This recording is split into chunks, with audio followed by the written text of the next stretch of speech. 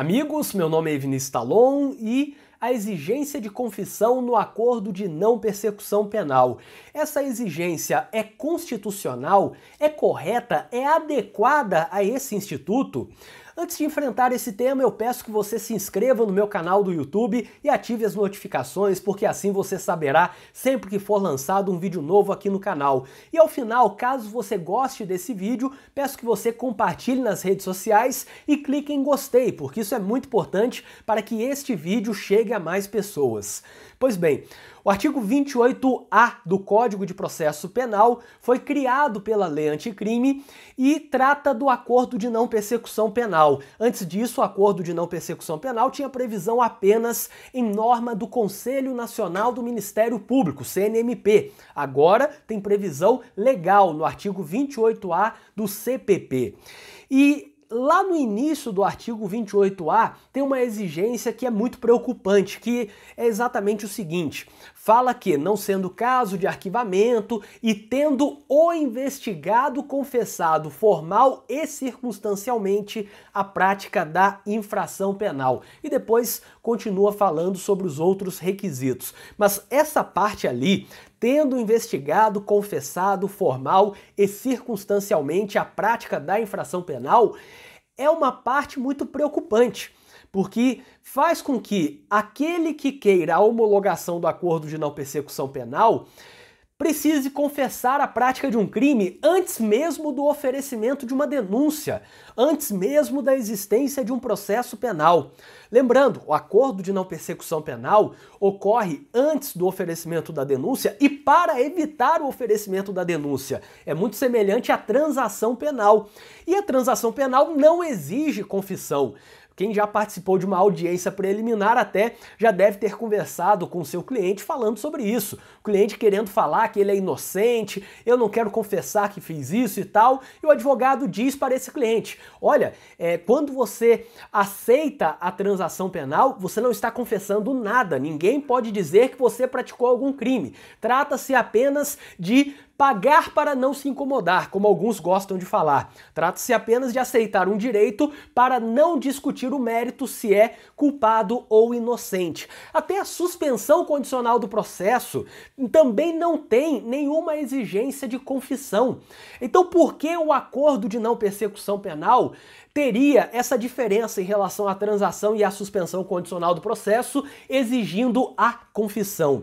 E aí, um ponto também importante: isso viola o direito à não autoincriminação, viola também a Convenção Americana sobre Direitos Humanos, na parte que fala que não será possível exigir que uma pessoa preste um depoimento contra si mesma ou que ela confesse ser culpada. Isso é uma exigência constitucional de que ninguém poderá ser obrigado a confessar a prática de um crime e, dessa forma, tendo direito ao silêncio, tendo direito a não falar que é culpado da prática de um crime, não poderia ser proibido a ele o deferimento de um direito, como o acordo de não persecução penal. Então, em primeiro lugar, há toda essa parte sobre a questão constitucional, o direito ao silêncio, o direito à não autoincriminação, o direito a não ser obrigado a confessar a prática de um crime. E tem a questão também prática. Por que exigir a confissão da prática de um crime para evitar uma denúncia, se o objetivo aqui não é discutir o mérito, não é discutir culpa? Como o próprio nome diz, o acordo de não persecução penal é para evitar a persecução penal, e aí a gente tem que separar aqui: persecução penal tem a fase pré-processual ou extrajudicial, que é o inquérito policial, a investigação, e tem a fase judicial, que é o processo. No caso, o acordo de não persecução penal evita a fase judicial do processo, evita o oferecimento da denúncia, o recebimento da denúncia, evita que o sujeito vire réu. E nesse caso, eu pergunto: por que exigir a confissão? Qual é a utilidade dessa confissão? Daí temos questões práticas também que vão entrar aqui. Porque, em primeiro lugar, se não há separação dos juízos, havendo, portanto, a permanência do mesmo juiz na investigação e no processo, temos um problema. Em primeiro lugar, a lei anticrime tentou criar a figura do juiz das garantias, veio aquela decisão em primeiro lugar do ministro Toffoli, depois a decisão do ministro Fux, suspendendo a figura do juiz das garantias, agora por tempo indeterminado. Não sei quando você estiver vendo este vídeo, daqui a 1 ano, 2 anos, qual será a decisão sobre o juiz das garantias, mas neste momento em que eu gravo este vídeo, não há a implementação da figura do juiz das garantias. E nesse caso, o mesmo juiz que homologa o acordo de não persecução penal, vendo o sujeito confessar, vendo a confissão daquele que está aceitando o acordo esse acordo de não persecução penal, ele depois vai dar sentença, caso esse acordo seja descumprido. Então imagine a seguinte situação: o juiz da comarca tal, em primeiro lugar, homologa o acordo de não persecução penal do investigado, enfim, Mévio, como gostam de utilizar aquelas nomenclaturas, aqueles nomes. Então Mévio faz o acordo de não persecução penal, é homologado pelo juiz daquela comarca, depois ele descumpre o acordo e lá na frente esse juiz vai dar uma decisão sabendo que houve a confissão lá atrás, houve uma confissão para fazer o acordo de não persecução penal.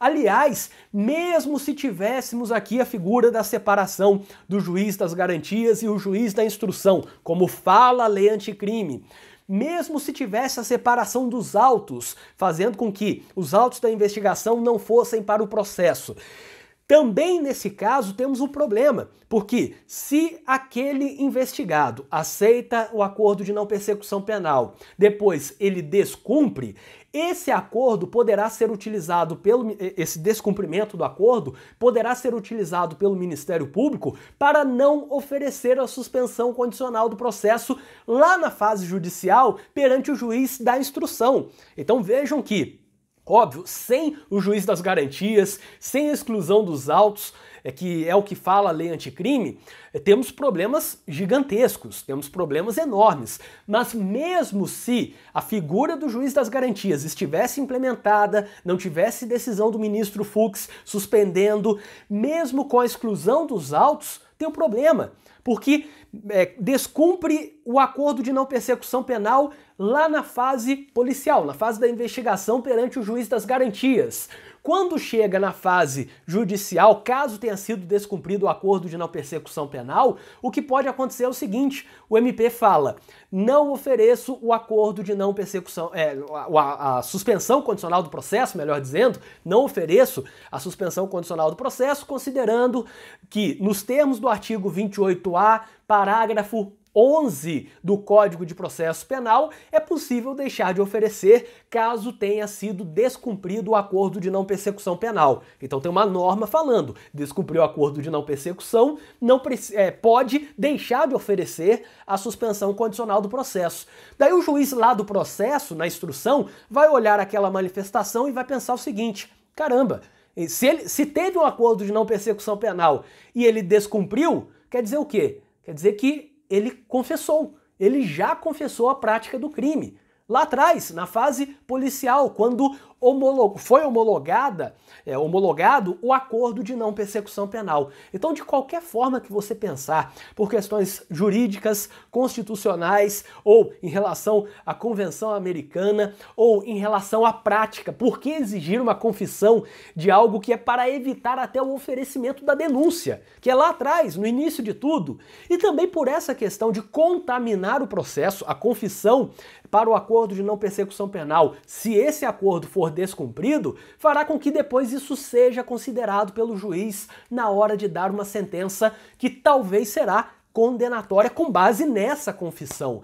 E por todos esses motivos eu entendo que não apenas é equivocado do ponto de vista dogmático, do ponto de vista prático, como também é inconstitucional e pode gerar um sério prejuízo para o investigado, depois réu, caso ele descumpra o acordo de não persecução penal. Essa confissão aqui é extremamente perigosa, portanto.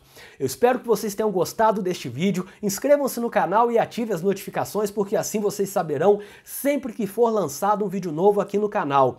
Eu peço Peço também que você curta este vídeo, caso tenha gostado, e compartilhe nas suas redes sociais, porque assim chegará a mais pessoas. E também dê uma olhada no link que está na descrição deste vídeo, porque ali você encontra várias coisas úteis, como por exemplo, uma lista de transmissão para receber todos os meus artigos e vídeos diariamente no WhatsApp. Além disso, você encontra artigos, vídeos, livros de minha autoria, contato para palestras, livros que eu indico, cursos em que eu leciono, incluindo um curso da Lei Anticrime muito completo, em que eu analiso bastante o acordo de não persecução penal e muito mais. O link está na descrição deste vídeo e até o próximo vídeo.